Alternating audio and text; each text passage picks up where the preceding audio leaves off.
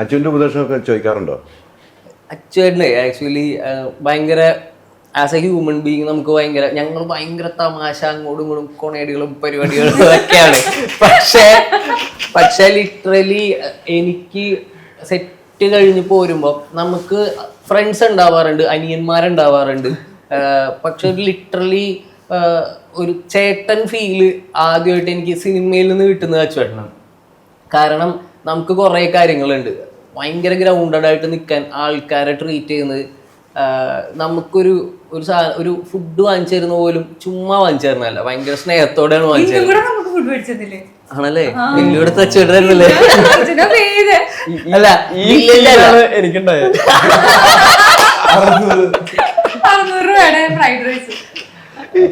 ഒരു പ്രശ്നമൊക്കെ ഉണ്ടാവുമ്പോ അതിന് ശേഷമൊക്കെ ആണെങ്കിൽ നമ്മളുടെ പേഴ്സണൽ ചില പ്രശ്നങ്ങൾ ഉണ്ടാവുമ്പോ ചുമ്മാ ചിലപ്പോ വേറൊരു കാര്യം ചോദിക്കാനായിരിക്കും. ഇതിനകത്ത് നമ്മൾ ഈ സംഭവത്തിന് എങ്ങനെ ഒരു ഡൗട്ടൊക്കെ ആയിരിക്കും ചോദിക്കണത്. പക്ഷെ അച്ചുവേട്ടന് ടോട്ടൽ പ്രശ്നത്തിന് ആണോ ഇങ്ങനെ ഒരു പ്രശ്നം അന്ന് നോക്കി അതിനെ സെറ്റ് ചെയ്ത പ്രശ്നമായി മാറും.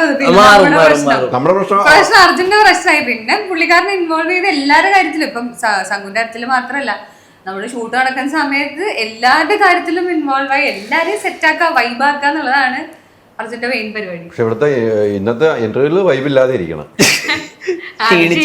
ഒന്നാമത് ജലദോഷം ഉണ്ട്, ജലദോഷവും ചെറിയ അവിടെ അങ്ങ് ഇരുന്നാ മതി, ബാക്കി എല്ലാവരും പറഞ്ഞു. ആക്ഷൻ കൊടുക്ക്. നേരത്തെ പറഞ്ഞത് നമ്മൾ ഇടക്കിടക്ക് അങ്ങനെ കാണിച്ച് ഓരോരുത്തർക്ക് ഏൽപ്പിച്ചിട്ടുണ്ട്. പക്ഷെ മറ്റേത് കൂടി പറ. അല്ല, ആ കാര്യത്തില് ഓക്കെയാണ്, അടിപൊളി സൂപ്പറാണ്.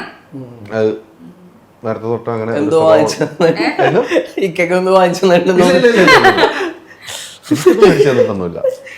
മോട് മേടിച്ചെന്നിട്ടെങ്കിലേ ഉള്ളൂ. ഞങ്ങൾ വർഷങ്ങളായിട്ടുള്ള കുറച്ചു നേരം കൂടി മുമ്പേ പറഞ്ഞതേ. ഞങ്ങൾ അങ്ങനെ നമ്മള് എടുത്തോണ്ടിരുന്ന ചക്കനല്ലേ ഇരിക്കുന്നത് എന്റെ മുമ്പിൽ.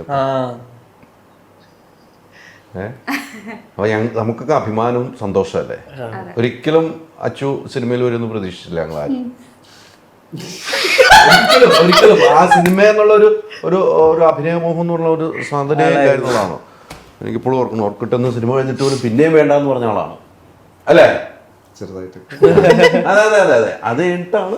അതാണ് ഒരേ കഴിവാണല്ലോ ഓരോ ആളുകളുടെയും കഴിവുകൾ. എവിടെ മറിച്ചിരുന്നാലും ആ കഴിവ് പുറത്തേക്ക് വരും, ഉറപ്പാണ്. അത് ഇപ്പോൾ കഴിഞ്ഞ പല ഇന്റർവ്യൂവിലും നമ്മൾ ഇരുന്നിട്ടുണ്ട്. ആദ്യത്തിൽ നിന്നൊക്കെ മാറി ഇപ്പോൾ നല്ല സ്റ്റഡി ആയിട്ടാണ് വരുന്നത്. എന്ത് പറയാനും തയ്യാറായിട്ടാണ് ഇപ്പോൾ രംഗത്തെത്തുന്നതെന്ന് എനിക്ക് മനസ്സിലായി തുടങ്ങിയിട്ടുണ്ട്. ഇല്ലില്ല, അങ്ങനെയൊന്നുമില്ല. ഇതല്ല, ഇവരുടെ കൂടെ ഇരുന്ന് ഇന്റർവ്യൂ കൊടുക്കുമ്പോൾ ഭയങ്കര ഈസിയാണ്. അല്ല, നമ്മൾ കുറച്ച് കംഫർട്ടബിൾ ആയിട്ടുള്ള ആൾക്കാരുടെ ഒപ്പം ഇരിക്കുമ്പോൾ ഭയങ്കര ഫ്രീ ആയിട്ട് സംസാരിക്കാൻ പറ്റും. മൈക്ക് വരുമ്പോൾ ഒന്ന് പിന്നോട്ടും പോകും. ആ സ്റ്റേജിൽ കുറച്ച് പേടിയപ്പോഴും ഒന്ന് പിന്നോട്ട് പോകും. അതെ അതെ അതെ അതെ. അങ്ങനെ അല്ല, അതങ്ങനെയല്ല. സ്റ്റേജിൽ കയറി ശീലമില്ല അങ്ങനെ.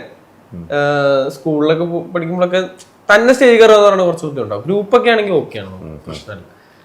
പക്ഷെ തന്നെ കയറുന്നതാണ് കുറച്ച് ബുദ്ധിമുട്ട്. ഇത്രയും ക്രൗഡ് കാണുമ്പോൾ നമ്മളൊന്ന് അയ്യോ എൻ്റെ അമ്മ. പക്ഷെ അല്ല, ഇന്റർവ്യൂ ഒക്കെ കൊടുക്കുമ്പോ ഇപ്പൊ ഇവരുടെയൊക്കെ കൂടെ കൊടുക്കുമ്പോ ഭയങ്കര ഈസിയാ, ഫ്രീയാ. നമുക്ക് സംസാരിക്കാം, നമുക്ക് ഗ്രൂപ്പ് ഡിസ്കഷൻ പോലെ അങ്ങ് സംസാരിച്ചാൽ മതിയല്ലോ. സംസാരിച്ച് പോയാൽ മതി. ആരെങ്കിലും ഒക്കെ എവിടെയെങ്കിലും എന്തെങ്കിലും പറയാം, അതിനകത്ത് കയറി ഒന്ന് പിടിച്ചാൽ അതെ അതെ അല്ലേ? അബദ്ധത്തിൽ നമ്മൾ എന്തെങ്കിലും കിട്ടിയാൽ നമുക്ക് കിട്ടും, ഉറപ്പായിട്ടും. അല്ലേ? Ultra modern kitchen devices. ഒരു കിച്ചണിൽ വേണ്ട എല്ലാ ലേറ്റസ്റ്റ് ബ്രാൻഡുകളും ഇവിടെയുണ്ട്. ലോകോത്തര ബ്രാൻഡുകൾ, original products, wide range. MyG future.